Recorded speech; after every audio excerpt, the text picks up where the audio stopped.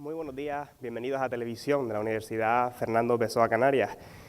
Continuamos con las entrevistas a los diputados que ya pudieron ver la semana pasada. En esta ocasión me encuentro acompañado de Manuel Hernández. Él es diputado por Fuerteventura en el Grupo Parlamentario Socialista Canario. Es licenciado en Derecho por la Universidad de Las Palmas de Gran Canaria. Ha sido consejero insular del área de Presidencia, Hacienda y Promoción Económica del Cabildo Insular de Fuerteventura y funcionario interino del Consorcio de Abastecimiento de Aguas de Fuerteventura. Muy buenos días, Manuel. Muchas gracias por acudir a la entrevista. Muy buenas, Gabriel, y es un placer compartir este ratito contigo en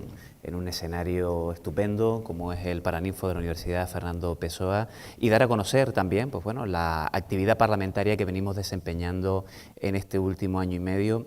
como mecanismo también de acercar el Parlamento, que no deja de ser la casa de todos, al conjunto de la ciudadanía de Canarias. Precisamente eso que comentas, nosotros lo pudimos comprobar de primera mano porque estuvimos la semana pasada en el Parlamento, pudimos ver de primera mano esa actividad plenaria, ¿no?, que realizan ustedes, pero claro, nosotros pudimos comprobar únicamente lo que sucede allí. Claro, de puertas para afuera, realmente no sabemos cómo es la labor de un diputado y por eso me gustaría comenzar preguntándole cuál es esa labor diaria de un diputado. Bueno, pues como bien comentabas, va mucho más allá de la escenificación que se hace, por ejemplo, en el salón de plenos, ¿no?, cuando tenemos sesiones plenarias. Como sabes,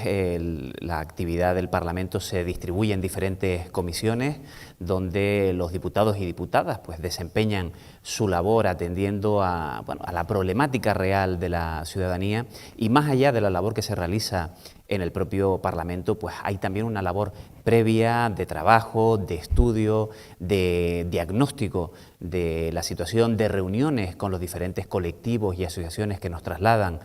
sus diferentes problemáticas, ya sea en el ámbito sanitario, en el ámbito educativo, en el ámbito del transporte, por poner algunos ejemplos, y eso pues requiere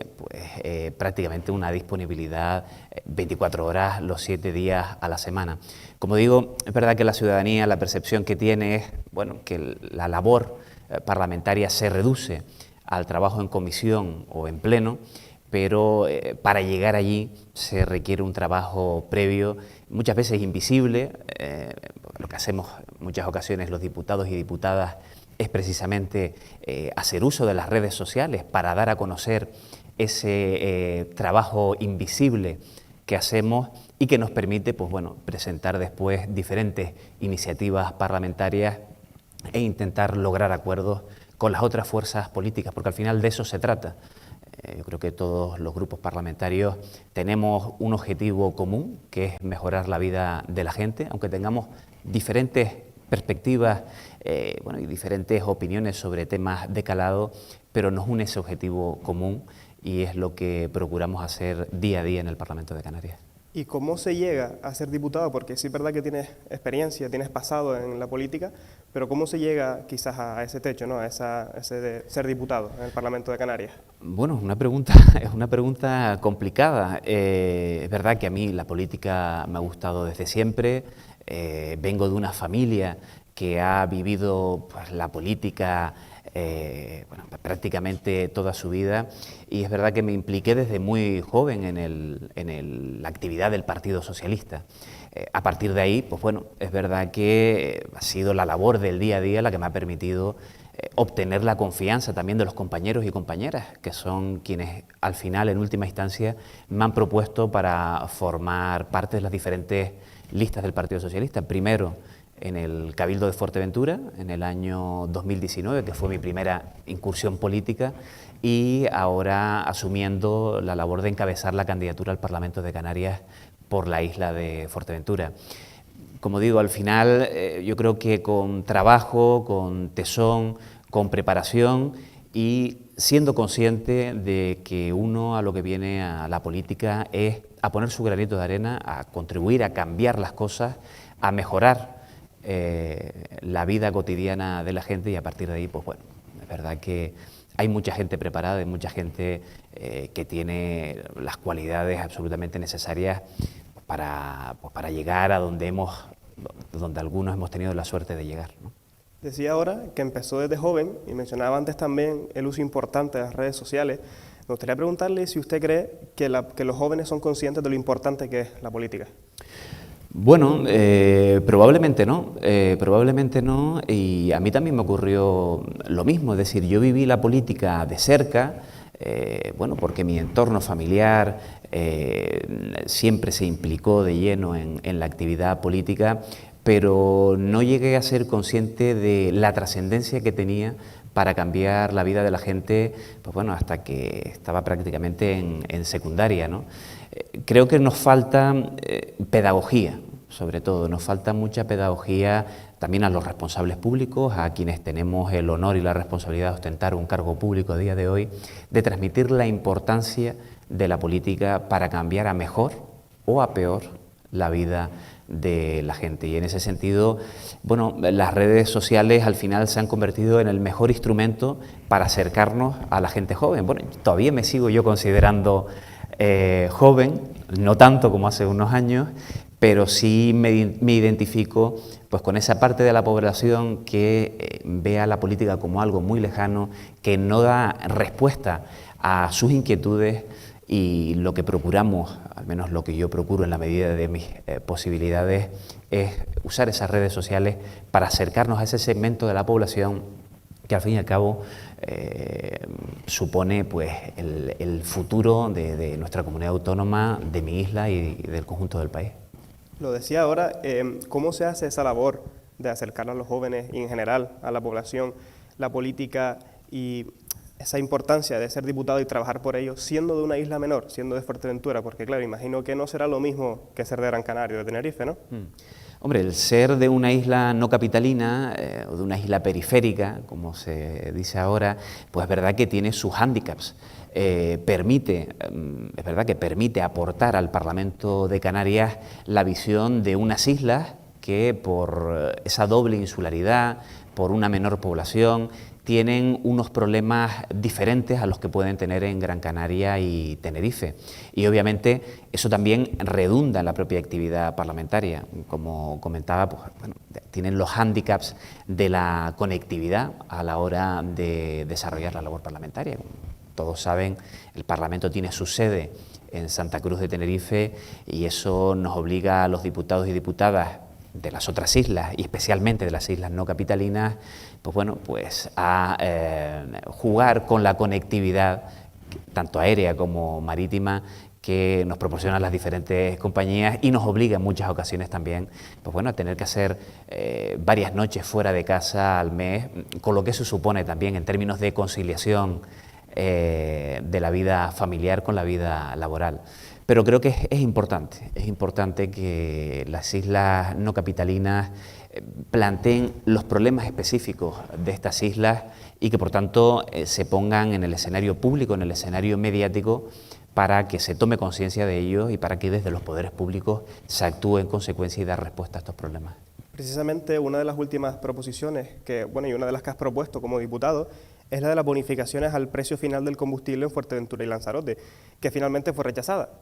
Entonces, ¿qué buscaba con esa proposición y por qué cree que acabó siendo rechazada? Bueno, la respuesta a esa última pregunta habría que buscarla en los grupos parlamentarios que apoyan al Gobierno. Es verdad que durante el año 2002, en el marco de la crisis bélica entre Ucrania y Rusia, el Gobierno de España adoptó una medida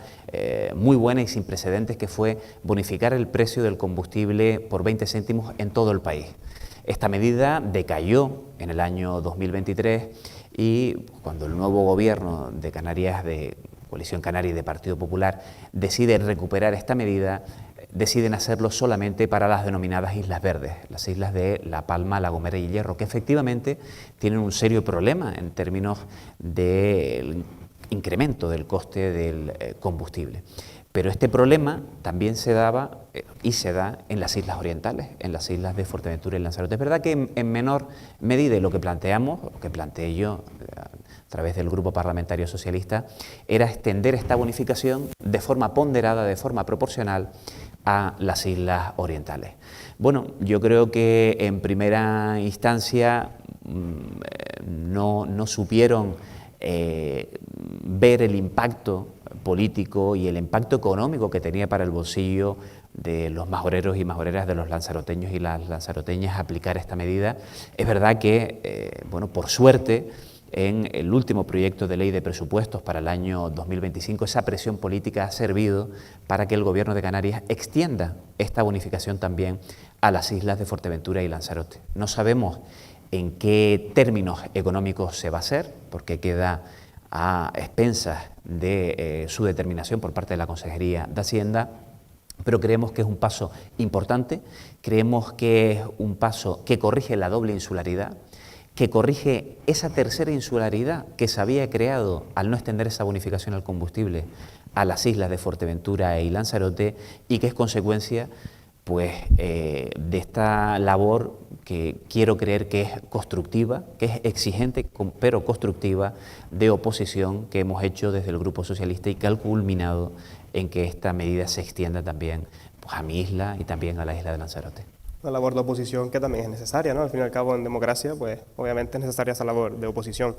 Otra de las proposiciones más recientes que ha realizado es la que pretende impulsar y conservar oficios tradicionales como la cestería de palma y de pírgano y la curtiduría en Canarias. ¿Qué futuro crees que le depara a esta proposición? Ahora, como decía, que esa de Fuerteventura y Lanzarote pues, fue rechazada, ¿cómo cree que le va a ir a esta? Bueno, yo espero contar con el apoyo del resto de grupos parlamentarios, al menos esa es la voluntad del grupo proponente. Como sabes, en la propia actividad parlamentaria, cuando se presentan proposiciones no de ley, hay margen para la negociación, para el debate previo y para permitir alcanzar consensos y acuerdos que permitan que esas proposiciones, en última instancia, pues sean aprobadas con el mayor consenso posible. Yo creo que el sector de la artesanía en Canarias es un sector en que tiene muchísimo futuro. Siempre hablamos del elemento tractor que genera el sector turístico con respecto al resto de sectores y de subsectores económicos, y creo que el sector de la artesanía, que tiene muchísimo potencial en todas las islas canarias, tiene también que aprovecharse de ese elemento tractor del sector turismo. Pero para eso es necesario articular las condiciones desde el punto de vista de la normativa vigente y de los poderes públicos para que aquellas personas que se dedican a impulsar esos oficios tradicionales o esa actividad artesanal puedan desempeñarla con las mayores garantías. Porque es un nicho de empleabilidad, porque permite también conservar nuestras tradiciones, hacer que perduren en el tiempo, y porque permite también, como decía, poner en valor pues lo que es la historia de nuestro pueblo, y por eso espero, sinceramente, espero contar con el apoyo de todos los grupos parlamentarios. Al menos esa va a ser la voluntad por parte del Grupo Socialista. Ojalá se cumpla. Deberían. Porque, o sea, hablando de tradición canaria, al final nos incumbe a todos, somos canarios todos. ¿Deberían todos los grupos parlamentarios apoyar siempre proposiciones o medidas que aboguen por cuidar la tradición canaria? Hombre, yo entiendo que sí, sobre todo porque forma parte de nuestro acervo histórico. Yo creo que es importante conservar aquello que nos identifica como pueblo, sin perjuicio de que cada uno se sienta como se quiera sentir. Y en ese sentido, ya digo, la labor que hacemos desde la oposición, que es verdad que en alguna ocasión, pues bueno, pues se realiza con más dureza o se realiza con mayor exigencia, eso no quita para que después se presenten otro tipo de iniciativas que lo que pretendan es buscar pues el consenso y el apoyo del resto de grupos parlamentarios. Así al menos lo intentamos también en la pasada sesión plenaria, no pudo ser tampoco, con una iniciativa que tenía por objetivo atajar el fenómeno de la reduflación, que es un fenómeno que proviene de la unión de los términos reducción e inflación, y que, para que nos entiendan todos, viene a ser cuando, por ejemplo, en una bolsa de frutos secos o en un paquete de galletas se siguen manteniendo el mismo precio por parte de los fabricantes, pero se reduce su contenido. Ese fenómeno existe en el conjunto del país, existe también en Canarias, y es fácil de comprobar, cuando abres un paquete y dices, oye, no hay... Efectivamente, nos ha ocurrido a todos, sí. Y cuando resulta que vas a mirar el precio que has pagado, es el mismo que venías pagando hace 1 o 2 años, ¿no? Entonces, bueno, pues presentamos una proposición no de ley que tenía como objetivo instar al Gobierno de Canarias para que analizara este fenómeno en las islas y se hicieran campañas de información y de sensibilización a los consumidores, sobre todo en una región que tiene los segundos salarios más bajos y una de las cestas de la compra más caras, y por tanto entendíamos que era una iniciativa que podía gozar del consenso de los grupos parlamentarios. Bueno, tristemente tampoco fue así. Nosotros no vamos a cejar en nuestro empeño de seguir presentando iniciativas que redunden o que atiendan a los problemas cotidianos de la ciudadanía canaria, y no vamos tampoco a cejar en nuestro empeño de intentar labrar los máximos consensos para que estas iniciativas puedan prosperar y se puedan materializar en hechos concretos a realizar por parte del Gobierno de Canarias. Pues bueno, para seguir avanzando, vamos a salir ahora mismo del Parlamento. Me gustaría ir a su isla, Fuerteventura, y preguntarle por la labor que ejercía en el Consorcio de Abastecimiento de Agua de allí de la isla. Bueno, el Consorcio de Abastecimiento de Aguas ocupa un papel fundamental en la isla de Fuerteventura. Es un consorcio público integrado por el Cabildo de Fuerteventura y los 6 ayuntamientos, y tiene como fin primordial la producción y el abastecimiento de agua potable a la práctica totalidad de la isla. Bueno, en mi caso yo desempeño en este caso, de forma, con este paréntesis en la vida política, la labor de interventor en el Consorcio de Abastecimiento de Aguas, que tiene por objetivo ese puesto velar por la legalidad económico-financiera de todas aquellas actuaciones que se realicen en este consorcio público. Y por tanto, siento un enorme orgullo por formar parte del Consorcio de Abastecimiento de Aguas, un consorcio que además no ha atravesado por buenos momentos, sobre todo vista la emergencia hídrica que existe en la isla de Fuerteventura, y que es consecuencia del proceso de desinversión que se ha producido en los últimos 20 años en la isla en materia de infraestructura hidráulica. A esto ha intentado dar respuesta el Consorcio de Abastecimiento de Aguas con los medios humanos y materiales disponibles, en un esfuerzo que quiero además destacar y que quiero poner en valor por parte de los trabajadores y trabajadoras del consorcio, que en una labor complicada, en un contexto difícil, prestando el suministro de un bien esencial como es el agua potable, han dado lo mejor de sí para desempeñar su labor. Yo siempre digo que por parte de los poderes públicos no nos acordamos del agua hasta que abrimos el grifo y vemos que no sale. Y entonces en ese momento es cuando nos echamos la cabeza y nos arrepentimos de no haber invertido los recursos públicos suficientes en enterrar dinero, es decir, en renovar tuberías, en renovar canalizaciones, en mejorar la producción de agua, en introducir mecanismos de energías renovables que permitan tender a la producción 100% autoabastecida de energías renovables. Y por tanto el consorcio lo sigo teniendo en mi corazoncito, lo sigo sintiendo como propio, porque hace una labor fundamental y porque los trabajadores y trabajadoras del consorcio se dejan la piel día a día para prestar el mejor servicio público posible. Menciona una de las problemáticas que tiene el agua en Fuerteventura. ¿Cree que el turismo también es otra de esas problemáticas que sufre la isla? Bueno, yo creo que el turismo ha dado una oportunidad sin precedentes a los majoreros y majoreras para poder desarrollar su proyecto de vida. La isla de Fuerteventura prácticamente dependía del sector primario hasta hace 30, 40 años. Los jóvenes tenían que ir a otras islas o ir, en este caso, a la península para poder desarrollar su proyecto vital, y por tanto el turismo ha supuesto una oportunidad, sin duda, para generar riqueza, crear empleo y crear oportunidades para gran parte de la población de la isla de Fuerteventura. Eso no quiere decir que en el momento en el que nos encontramos hoy, con unas cifras como las que va a concluir el año 2024, con más de 18 millones de turistas al año en toda Canarias,